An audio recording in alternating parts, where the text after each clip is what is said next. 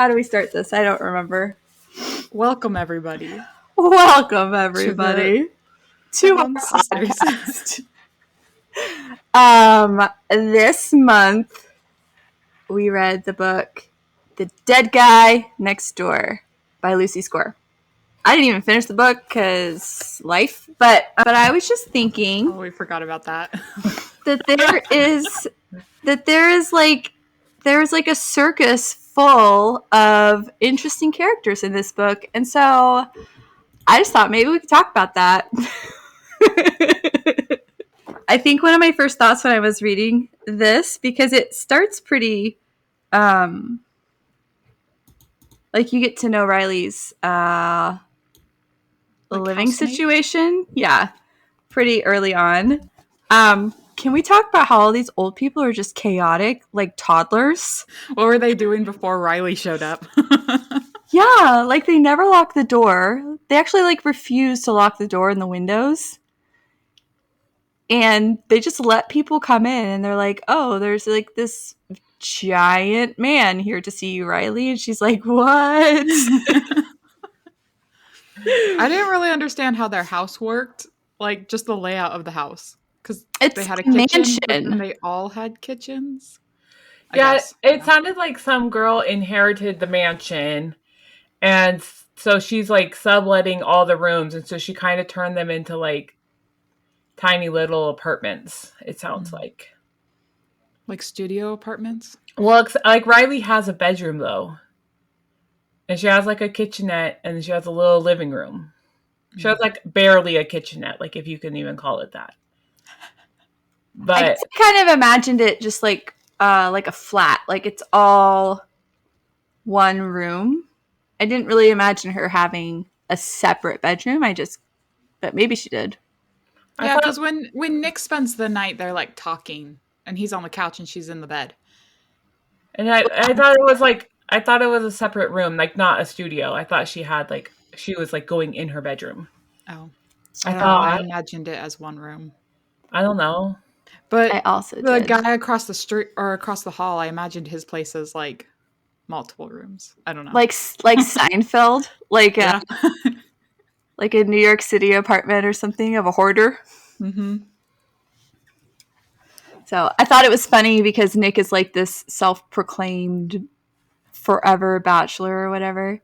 And when he goes into Dickie's house, who's the guy who gets murdered, when he goes in there, he's like, this is my future. Maybe I should revise my plans. Yeah, like when he goes back to his apartment and we see his apartment for the first time, he's like comparing it. He's like, well, yeah, sure, I have these things, but that doesn't mean I'm going to turn into a sleazeball. Yeah. Yeah, so that was funny. I thought Mr. Wilcott, was that his name? He was so the crazy. Guy with the dementia? Like he had never had any idea. Well, okay, I couldn't decide if he had like Alzheimer's or something, or if he was just being kooky. He was way out there. Oh, I think the ladies were the funniest. Like Miss Lily. Penny. I imagine Lily as this like oh my gosh. I don't even know. Like the kind of lady who just thinks that she's forever young and she's like wearing this dressing robe everywhere with like a turban or something like from the 19th. That's how like Evelyn Hugo. That is how I imagine Lucy. Or not Lucy, Lily. And then Miss Penny is just freaking hilarious and bonkers. Like she was a vigilante. I thought that was so funny. She's just this old lady. She's like, hey, Riley, can you just help me run the errand real quick? As she's like pulling like a ski mask over her face, like no context. Yeah, she's like, just stay here and keep the car running. I'll be back. Like, what? I feel like that would alarm anybody. But how much trouble could this 90-year-old woman really get into? But apparently she's found trouble. Well, the cops are after her, so... Apparently she's found trouble. If you guys had psychic powers, do you think that you would be like Riley and want to be normal? Or do you think you would like love it? I mean, it didn't take her very long to be able to control it. Yeah. It was almost like she had no idea that maybe she could actually have control over the things coming in. Well, and like if this is like a family trait, you would think that her parents would have told her that. Like, well, her powers are different than her mom and sisters. Like her mom and sister can just kind of vaguely feel things, whereas she's having full on visions. So did her mom and sister never like actually realize the extent of what she was experiencing? No, because she didn't want to talk about it. She didn't want to deal with it. She wanted to be normal, so she kept it all a secret. Secrets are no good. Mom would be like, I feel that my daughter's in trouble, and then she would call her and be like, what's wrong? Yeah. Yeah, but I mean, it only took her like as soon as Gabe was like, all you have to do is ask your spirit guides not to show you anything. She's like, what? That's it? And then she's literally like, hey guys, stop it. And they're like, okay, we won't talk to you then. But I don't know. Anyway, she talks to her spirit guide. She's like, hey, spirit guides. Yeah. So... she's like, should I ask them how they're doing? And Gabe's like, pleasantries are always appreciated. Hey guys, how's it going? So, oh, so funny. I thought Gabe and Nick, like, I don't know. Like their rivalry or their... Yeah, that's what I want. Yeah, I just thought that was interesting because I don't know. I thought it was weird that Gabe seemed so interested in like Riley's like attention in the same way that Nick was looking for it because he was hired to help her do something. Yeah, I was confused about Gabe because then he was also like hanging out with her sister and her kids. Yeah, he's just really desperate. He's like, I just want a friend. I think he latched on to her sister after she introduced her. But also, he's so weird. Like, I was legit waiting for him to, like, reveal that he was an alien or something. Like, actually a ghost. Like, basic things. He's like, oh, I've never done that. I've never had ice cream before. Yeah, like, what? I don't know.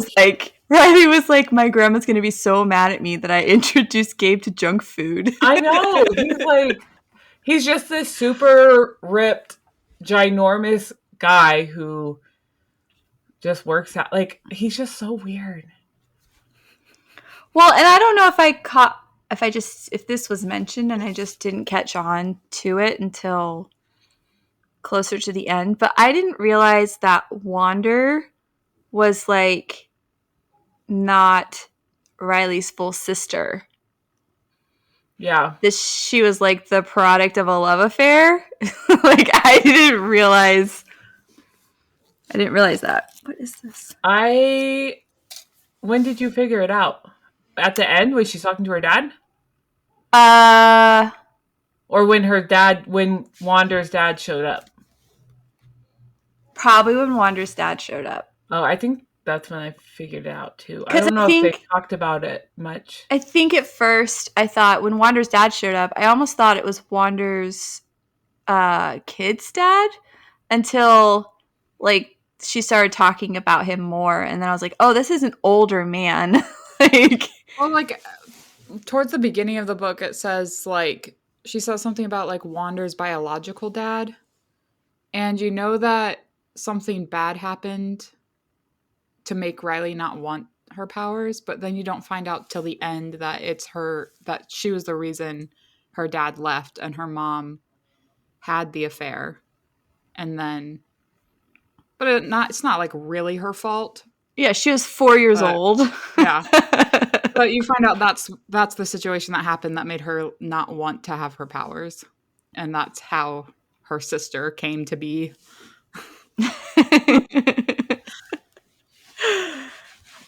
Oh. Well, so like okay. So, like, Riley... okay, so hold on. First of all, how is Riley paying her husband alimony? How exactly does that work? Like, he obviously makes more money than her. What kind of judge would, like, award this man her money when she's living in a dump? Like, maybe not a dump. She lives... a lot of crooked people in this town. Apparently. have you met the mayor? Yes. The whole town is crooked. Which is why Nick left the police force. Apparently. What was I saying? In this town, it's Philadelphia. Yeah. No, it's Harrisburg. It's Philadelphia. Oh, No, okay. it's Philadelphia, I thought. No, it's Harrisburg, Pennsylvania. Oh. Pennsylvania has some weird named towns. Like Mechanicsburg? Like, that's weird. Just throw something and then a burg and you're good. Where do you live? I live in Mechanicsburg. Okay.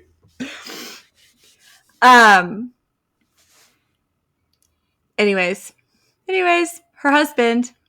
Yeah. Husband probably paid a judge, and the judge was Well, like, yeah. and so his new fiance was sleeping around with the mayor. So, I mean, I'm sure there's some crooked things going on there. Sounds like a great place to live. Sounds like it. Where I'm moving to next.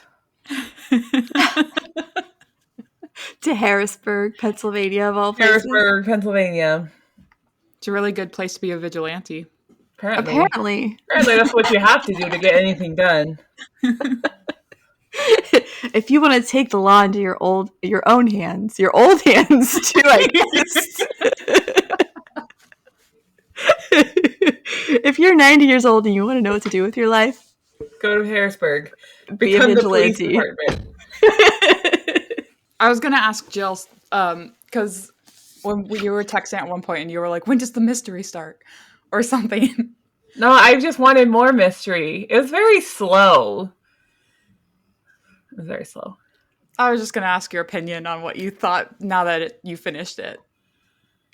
I just felt like it was very drawn out. I don't think this book needed to be 460 pages. And there was a lot of times that I felt like things were like pointed out. Like there were just random times that it would describe like his tight muscles underneath the denim as he's walking up the stairs. And I'm like, it's like, I don't know. And I just like thrillers and more fast paced and like little details like that. I'm just like, we didn't need that. I could have skipped that whole line and been fine. I would have understood the story just fine. But I don't know. It's not a romance.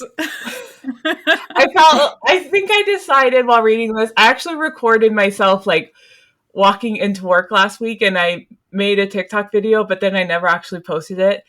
But I was like, because you know how people are like, why do people read nonfiction? You don't learn anything from nonfiction. And I was like, I'm learning that I don't like slow burn romances. That's what I learned from reading this nonfiction. You learned something about yourself. Jill wants to hit the ground running and keep running. Yeah, I want the book to pull me. I don't want to have to pull myself through this book, okay? No, I don't know. And then even the mystery, it like took forever for them to really get like anything, right? Like at one point, I mean, we were even like, was this her fiance like hiring a hit? I thought maybe like one of the old people in the house could have like done it because it's never even crossed my mind. Well, those people are like kooky. That's why I was like Mr. Wilcock is so or Wilcott or whatever his name is. He's so weird and like out there. I was like, well, maybe he's just playing this role so that people don't suspect him. But I was like, how easy would it have been for somebody to shoot him and then like just run to their floor and then everybody's coming out, right? And then like, oh yeah, we're just in the hallway too because everybody heard shots, right? Like this is like the mind of somebody who reads mysteries and thrillers all the time. So like the old people being the murderers never even cross my mind. Like, they're like the funny, like, side characters. I thought maybe one of them Murderers. was going to have an issue. And then, but, you know, and then they were like, well, he's gambling with these youth leagues, these rec leagues. He's got this gambling thing going on. I don't know. There's like so many routes that it was like trying to like take you, but they never led anywhere. And then suddenly at the end, they're having this like massive shootout, and there's so much going on that it was a little bit hard to even follow. So I don't know. It was this whole like, I don't know, shootout throughout the street. She's like running and on a bike, and Josie's like, or Jasmine or whatever her name is taking people on a bus to get them out. Like, see, I didn't get that far. I had to stop at chapter 55 because we had to do this. But there was the chaotic scene not far, but like before that, when they were the driving on the 4th of July. She went to the bar and snuck into the office and got the evidence, and then ran into the murderer, and then ran out, and then everybody starts shooting. Like the bar that she worked, that Nature Girls bar, almost seems like another version of the old folks' home, just more violent. Like like just weird, kooky people hanging out. Yeah, like the bartender shot his shotgun like up in the air to get everybody's attention, but instead everybody was just like, I just imagine like the Wild West, like just start shooting. They're like, oh, we're shooting guns now? Cool. Jill did not like the book. Got it. I probably won't pick up more Lucy's score. I honestly had less of a hard time, I think, reading this book than I did. What? I had less of a hard time reading this book than I normally do with our book club books. Well, you picked this one. Did you like it? I mean, what I've read so far. You only have 5 more chapters. You can finish it today. I know, I can. I know. I have to take my son to a thing, but I could probably sit in the parking lot while he's in his thing and read the rest of the book. I did think that a lot of Riley's problems was she, like, so Kelly might have not gotten this far. The conversation she has with her dad about how, like, she keeps trying to prevent these things from happening that she has, like, in her visions. Mm-hmm. But I think in her preventing or attempting to prevent these things from happening, she tends to make the situations worse. Mm-hmm. Than if she were to just let them play out. Kind of like the other book that we read last month. What was her name? Inez. Wasn't that the author's name? No. The author's name is Isabel. Yeah. Inez, where she just like, she runs in head first without. Yeah. Well, and like, Riley is like, oh, I saw this shirt when Nick died, so I'm going to wear it instead of allowing him. And then he can't die if he's not wearing the shirt. But then as she's getting like strangled, she's like, oh crap, I'm wearing this shirt and this is the vision. Like, you know, and then what was the other one that, I mean, she just, when she tried to tell everybody that, Frick, is that his name? Dickie Frick, I think was his name. Yeah. That he was going to get murdered to be a criminal. That just made the situation worse for her, because now everybody's like, well, how did you know he was going to die? Like, yeah, like every vision that she had, except for the one where she slept with Nick, which I thought that was funny, how like she walks into the room and she's just like, well, this was my vision. Like, yeah, she just like launches herself at him and he's like, okay, this is happening. He's like, this is the room. And it's like, if she hadn't have had that vision, would she have felt like that was what she was supposed to do? Like, I don't know. Okay, but like after that whole thing happened, I thought it was so funny. Like, her mom's like, good for you, kids. I know. Everybody in the house. She's like, don't worry, your dad didn't hear. He has his headphones on. Well, and even like the first night that he stayed at the mansion and they're like going upstairs and everybody's like, okay, kids. And they're like, bye. Whatever. They're old people. They're weird like that. That's an old person thing. Apparently. I will say, as someone who does read a lot of Lucy Score, I don't think this is her best book. I would recommend the Knock 'em Out series for anybody who did want to read more Lucy Score. What is that about? That one is about, there's 3 books, and each book is about a different person. The first one is a girl named Naomi and a dude named Knox, and Naomi shows up to this town after running away from her wedding, and everybody is like really mean to her because they think she's her twin sister who is evil. And then she finds out her twin sister has a 12-year-old daughter, so she like takes on the 12-year-old daughter.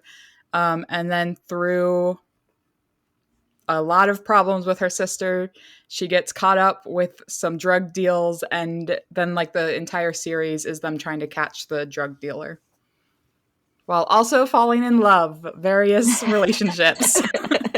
It's more serious. Like, it's not like kooky like this. I mean, it's funny. It's got its funny moments, but it's more of a serious tone. I did just have a thought about the mayor being the villain. And I thought it was funny that Riley kept trying to like have him do his evil monologue.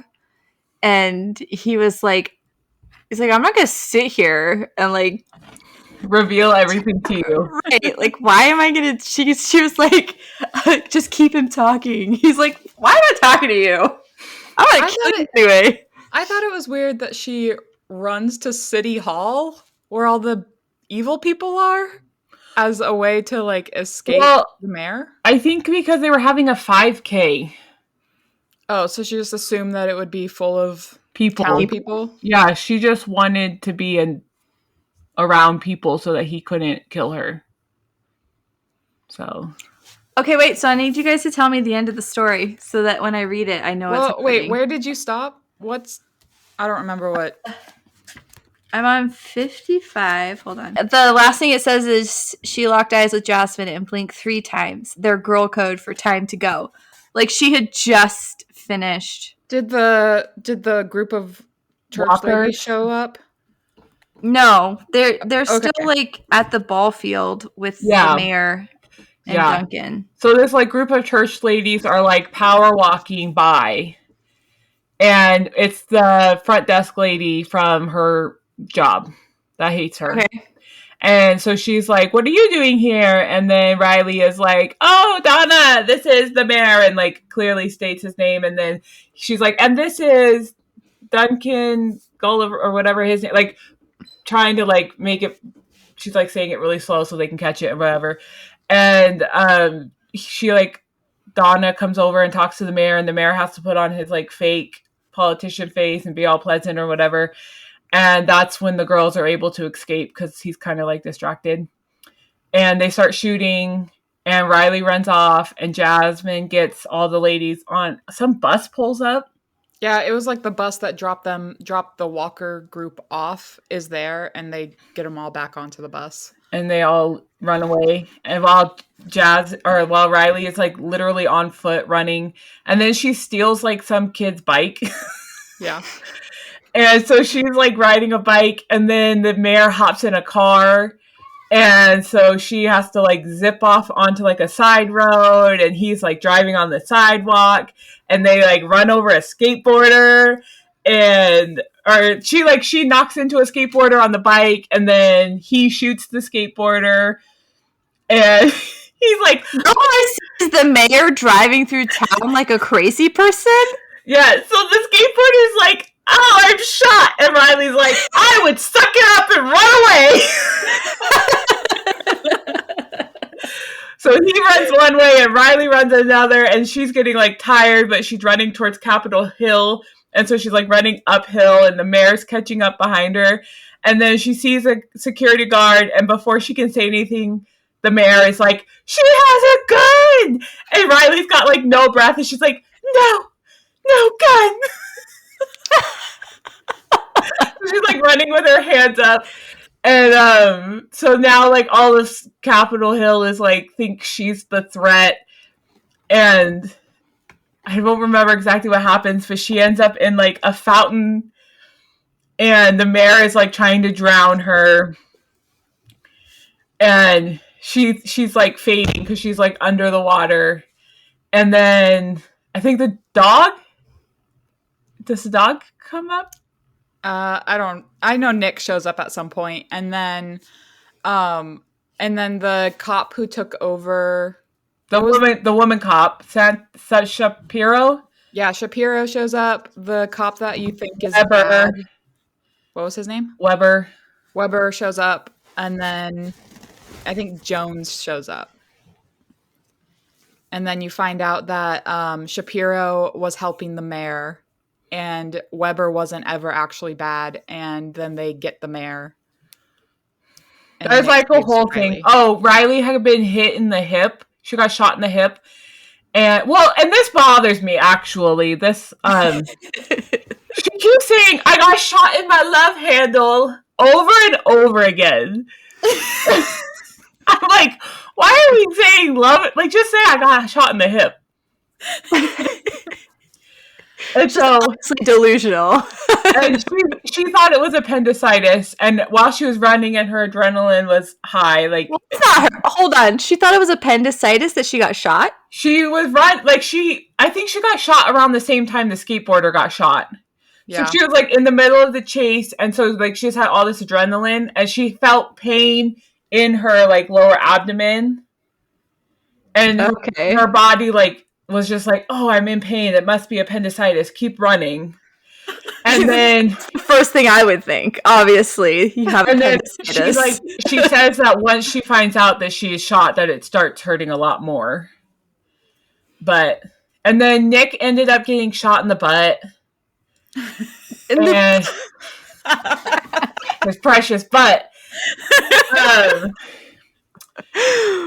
Yeah, and so then basically they go to the hospital or whatever, they get bandaged up, and then...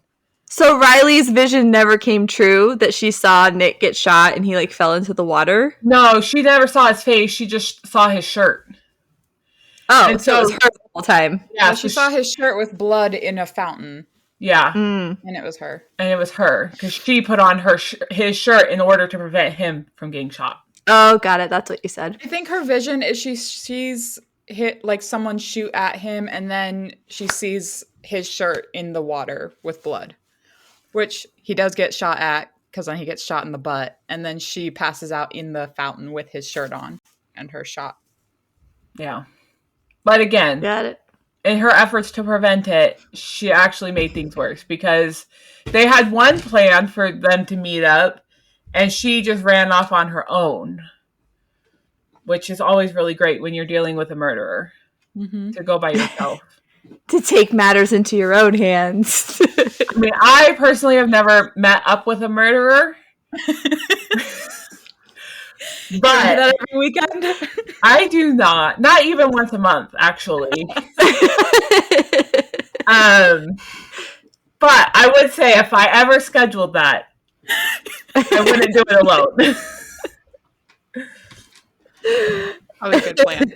Anytime somebody's like, come alone, you probably shouldn't. Right. Like, when do people ever go alone? Come on. I like how she had the mayor on speakerphone and she's sitting right next to Nick. And he was like, don't tell your cop boyfriend. I know.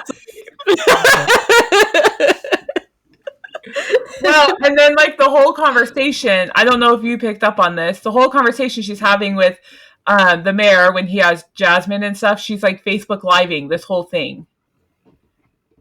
Oh, was it that part, or was it when they're like actually physically meeting up? Yeah. So before the walking group comes up, she's like on Facebook Live. Yeah. Which, is this book older? I feel like you could do TikTok. I mean, like, how old is this? Or Instagram? That we're doing Facebook Live. Who does Facebook Live anymore? Copyright 2020. Really?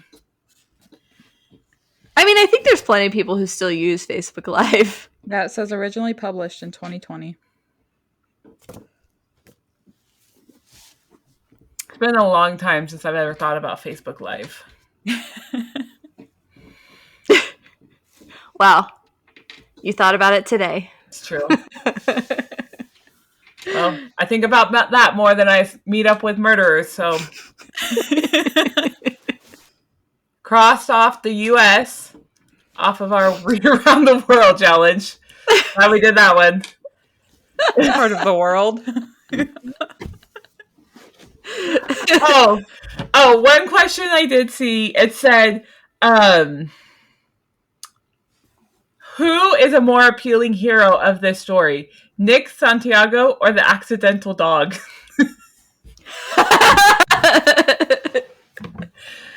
Because at one point, Bert does like run up and doesn't he knock the mayor over into the fountain? I think so.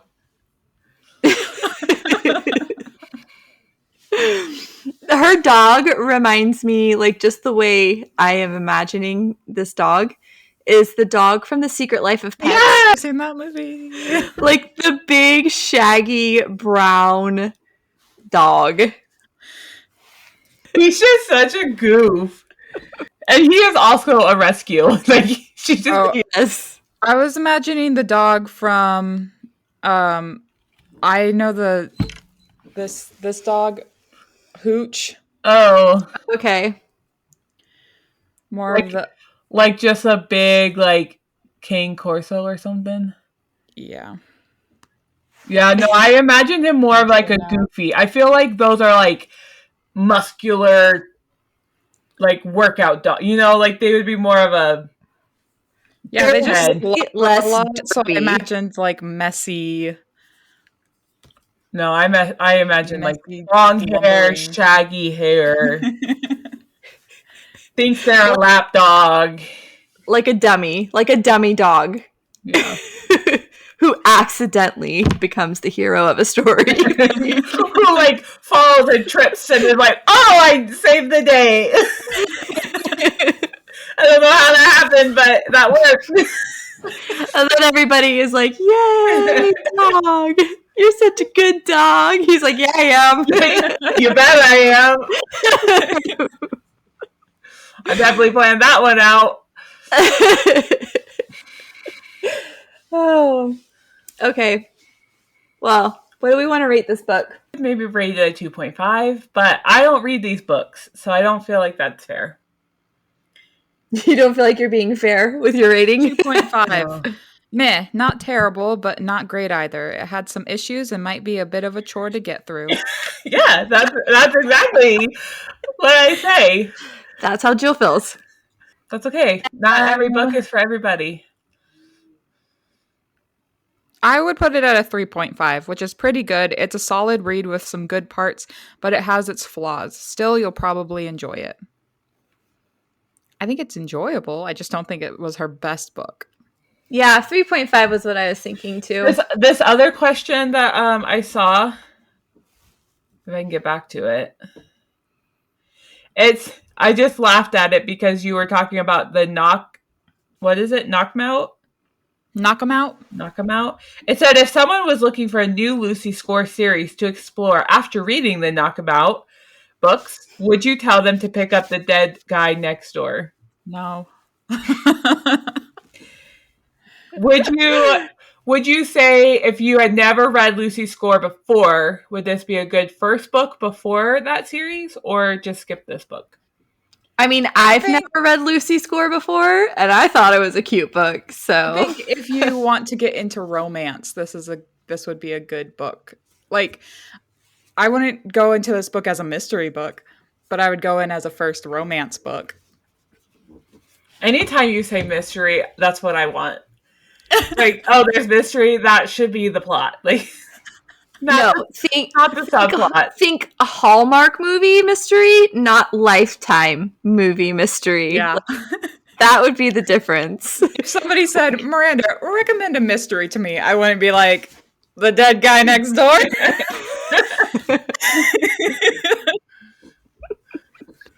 I like my mystery spooky.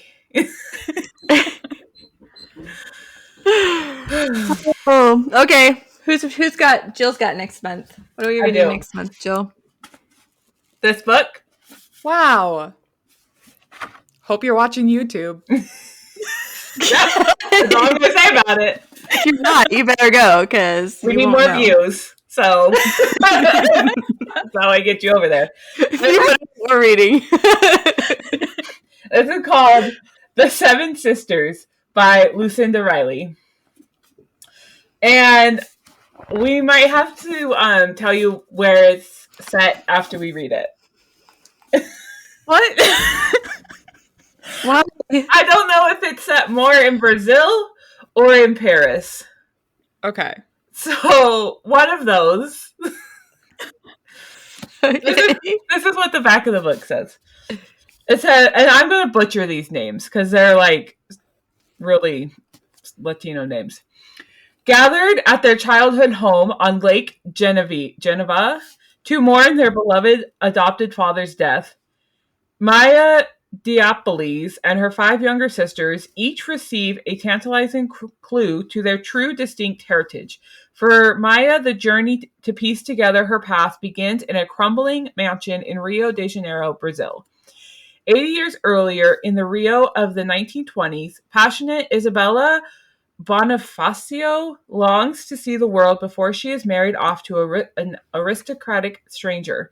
She convinces her father to allow her to accompany Hector de Salvia Costa and his family to Europe as the architect searches for an artist.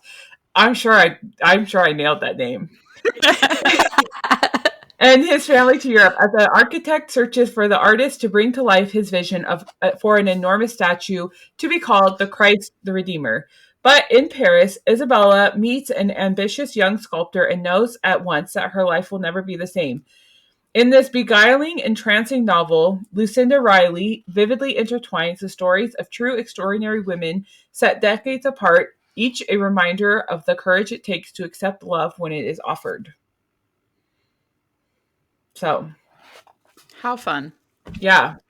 Like I said, I don't know if it's Brazil or Paris. One of the two. Okay, I looked up Lucinda Riley and where she's from.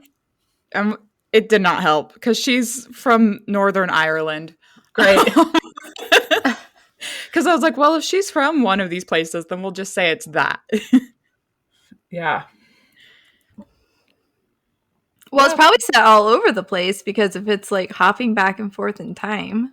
Yeah, but we'll figure out what it says. It says Rio de Janeiro, Norway and the UK, Paris, Brazil. So many. Okay, I'm just gonna put that it's this is for Brazil because the characters seem to be more Hispanic. Okay, we can call it Brazil.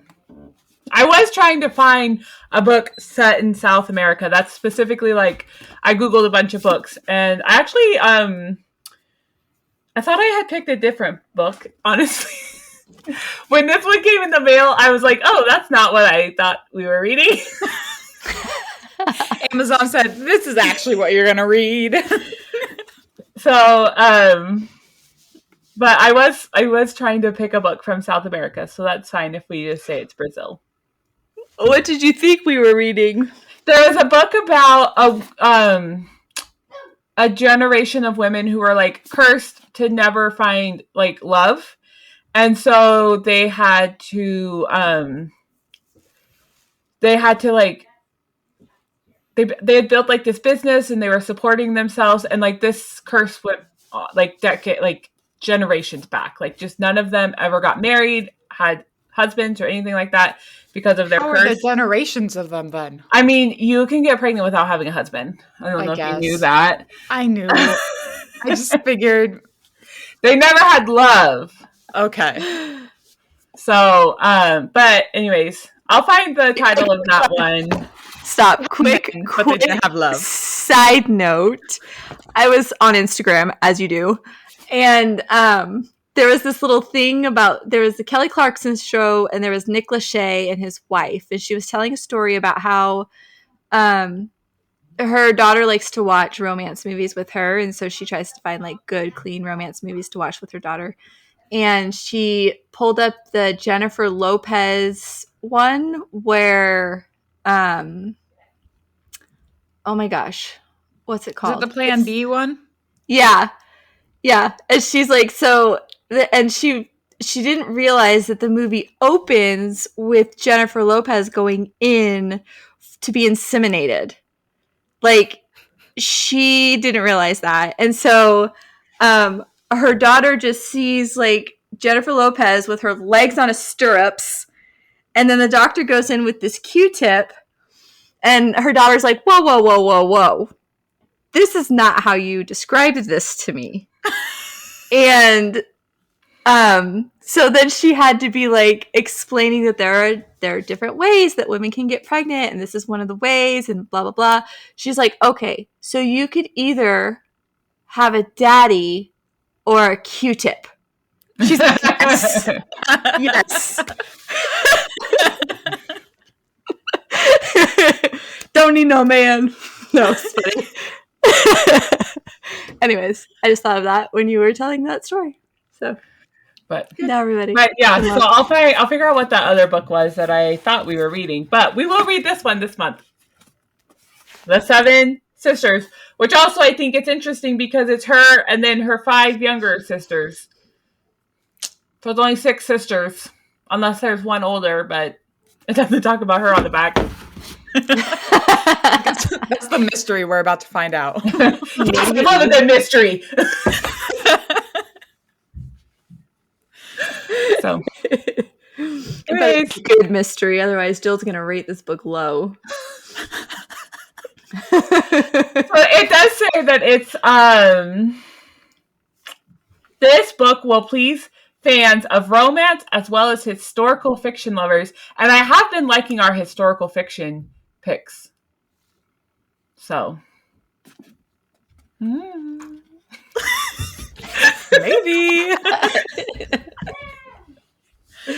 Exactly. Okay. Alrighty. Goodbye. See you this next month. Okay. See you later. Bye. Hey guys, thanks so much for tuning in to this episode. Don't forget to subscribe and then follow us on whatever social media platform you use the most. The link for next month's book is going to be down in the description below, so grab your copy and then make sure to share all your thoughts with us.